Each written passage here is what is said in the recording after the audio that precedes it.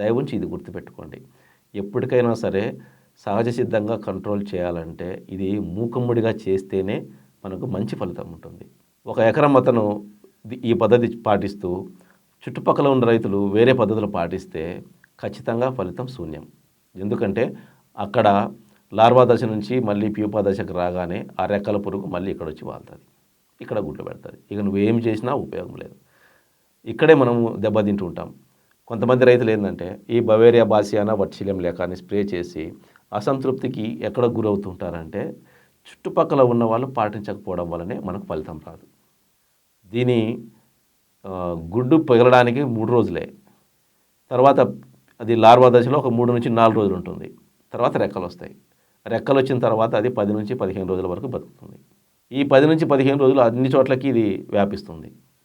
అందువలన దయవుంచి ఈ బయోలాజికల్ మెథడ్లో కంట్రోల్ చేయాల్సినప్పుడు చుట్టూ ఉన్న రైతులతో మాట్లాడుకొని అందరూ ఇది మన అందరి సమస్య అని భావించి సమిష్టిగా చేస్తేనే మీకు ఫలితం ఉంటుంది. లేదా ఒక రైతు చేస్తుంటే చుట్టుపక్కల వాళ్ళు చేయనప్పుడు అతను చేసిన వృధా ప్లస్ మీకు నష్టమే. కాబట్టి అందరి రైతులు దాదాపు చుట్టూ ఉన్న 10-15 మంది రైతులు కూడబలుక్కొని ఇలా అందరూ కూడబలుక్కొని దాదాపుగా ఒక నెల రోజుల్లో కనీసం 5-6 సార్లు వీటిని స్ప్రే చేయడం వలన మనము ఈ నల్ల తామర పురుగుని లార్వా దశలోనే దాన్ని నివారించవచ్చు. ఎప్పుడైతే మనము ఈ బవేరియా బాసియానా వర్టిసిలియం లేకాని ఈ రెండింటిని మనం స్ప్రే చేసినప్పుడు ఈ లార్వా దశలో ఉన్నప్పుడు దాని శరీర భాగము మృదువుగా ఉంటుంది. దాని మీద ఈ శిలీంధ్రం చేరి దాని నాడీ వ్యవస్థ మీద జీర్ణ వ్యవస్థ మీద ఇది దెబ్బతీస్తుంది. అప్పుడు అది నశించిపోతుంది, క్రమేపీ చనిపోతుంది అన్నమాట.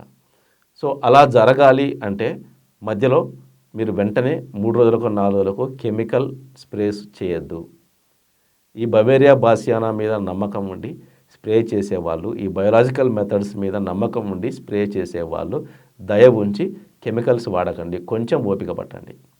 మీరు ఇలా ప్రతి 4 రోజులకు 5 రోజులకు ఒకసారి వీటిని స్ప్రే చేసుకుంటూ పోతే ఒక 5 దఫాలుగా స్ప్రే చేస్తే చుట్టూ ఉన్న రైతులు కూడా ఇలాగే పాటిస్తే అందరూ చేస్తే ఖచ్చితంగా దీన్ని మనం అడ్డుకోగలుగుతాం.